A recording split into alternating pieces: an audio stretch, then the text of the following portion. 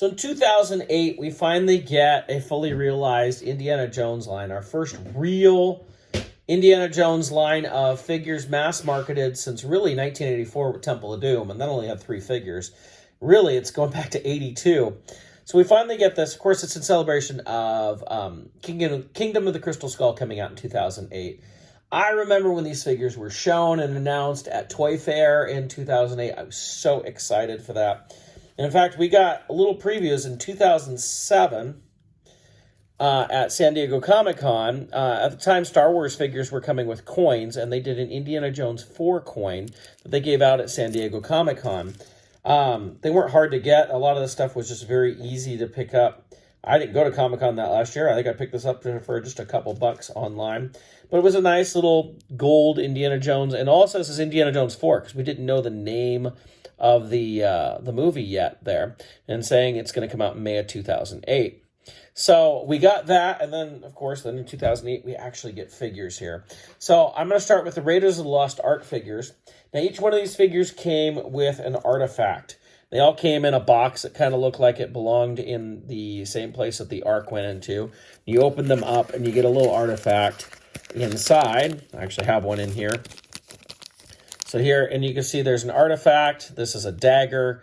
And then you got a sticker that goes with that artifact. We'll talk about what that went to here in a little bit.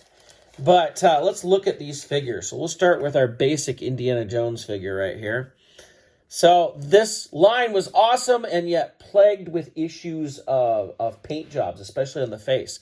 This is not too bad of an indie, but I've seen some really bad ones. When I bought my figures, I tried to get really good paint jobs on these. You can see he came with a unfurled bullwhip. This one, you can actually open up the holster, and you got a revolver in there that you can take out. He's got his satchel. He had a place on his belt here. You can kind of see it to where you could put a rolled up whip, which he also came with right there. And of course, he came with an idol because we have to have an idol fertility with our Indiana Jones, right? So this was kind of our basic Raiders of the Lost Ark Indiana Jones figure. Pretty nice. We also got a Streets of Cairo indie right here. And he is an action type of figure. They're all action figures, I know. But this one has an action feature. If he'll get in focus here. There we go. So you can see he's got a cloth bullwhip right here. And the idea, let's see, is it squeeze the legs or something you have to do, and you can make his arm. There, yeah, you squeeze his legs. And you get whipping action. You can, oh, he dropped his whip. So it's like a loose joint in the elbow here. And just makes a whip. Maybe you're supposed to put it in this one. I don't know. But no, this has got the loose joints. It's definitely supposed to go in here. But you do get the Jackets List indie, which was kind of interesting. You can see we still have the spot to put the bullwhip. And the holster is the same. And we can put the revolver in there. Now, this one actually had a different set of legs for the action feature. But most of the Indiana Jones figures, of course, have the same legs because there's no reason to change those out. It's going to be exactly the same. And you're going to even see those used on a couple other figures. We also get a Cairo Marion for the first time. I mean, we had the Disney one, but, you know, here we get an actual Marion. Look at the paint job they did on her blouse and everything. It looks really well done. No knee articulation for Marion, just straight legs. She does have all elbow articulation. Comes with a frying pan. I mean, it doesn't look like a great likeness, but, you know, it's what we were getting in 2008. Can't complain too much on that. We got a Sala here. Nice Sala figure here. He comes with a torch. And you can see all the details put in the layering. Like he's got a little vest on. You could actually take off if you want and in a soft plastic goods skirt. He doesn't like to stand well, which is why I've got him on a stand. But all in all, it's a pretty nice little Sala figure. You get so much above of what we got back in 82. Then we got our bad guys. We got a Monkey Man, complete with monkey. That can go around his shoulders, you can see. Came with a little dagger. I do kind of miss the soft goods cloaks on like him and Sala in some ways, because here we just have plastic goods, and you can see we can lift that up. And he's just got like a little shirt on and stuff in there. Although I like his sandaled feet, and we even have articulated ankles on that. So pretty nice there. Lots of, again, layering with this plastic. We were seeing this in the Star Wars line as well. But you see he's got a little scarf on too. So they could make those layers to make that all work. We also, of course, got a Cairo Swordsman, because you have to have a Cairo Swordsman in any Raiders of the Lost Ark line.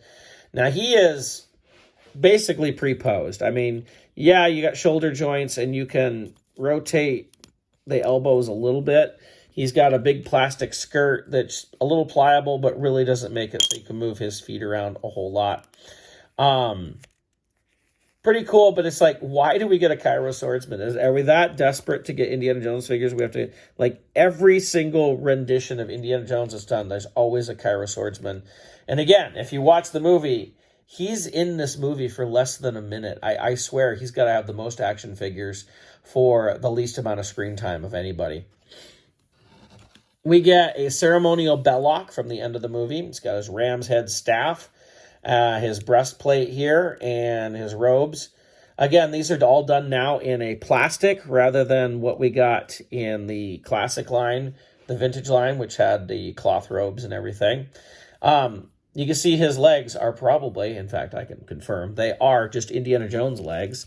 His skirt isn't open on the side, so there's not a lot of movement that you're going to get out of those legs, but they are just straight up reuse of Indiana Jones legs, which is kind of the nice thing of an Indiana Jones line, is a lot of people are wearing pants and, you know, for lack of a better term, dress shoes from the 40s, and so, 30s actually, and so there's not a lot to do with it. Unfortunately, we never got a standard Belloc. We only got the ceremonial garb Belloc. And we got a German soldier, because you have to have a German soldier here. This is a light green German soldier, comes with his machine gun, different details, and they did a different one, and we'll look at that in a little bit. So that kind of rounds out the Raiders of the Lost Ark line in the standard. Now, they did do some deluxe figures and that. I'll be getting those into a different video. But I just wanted to cover what was done for the Raiders of the Lost Ark line in 2008. So we have, what, 1, 2, 3, 4, 5, 6, 7, 8 figures from Raiders of the Lost Ark in 2008. Pretty nice. And it was a fun time to be an indie fan, because there was tons of figures. You know, a lot of us wish we had better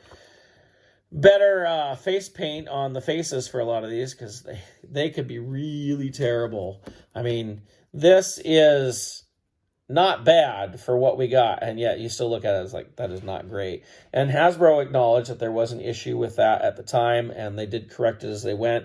Unfortunately, it was probably too late for the line, but as you'll see, when we get to the Temple of Doom and on the Last Crusade figures, they're much better. But so this is 2008 Raiders of the Lost Ark Hasbro. I should note, with each figure, you got these stickers for the artifacts, and then you could we'd come with a passport of something.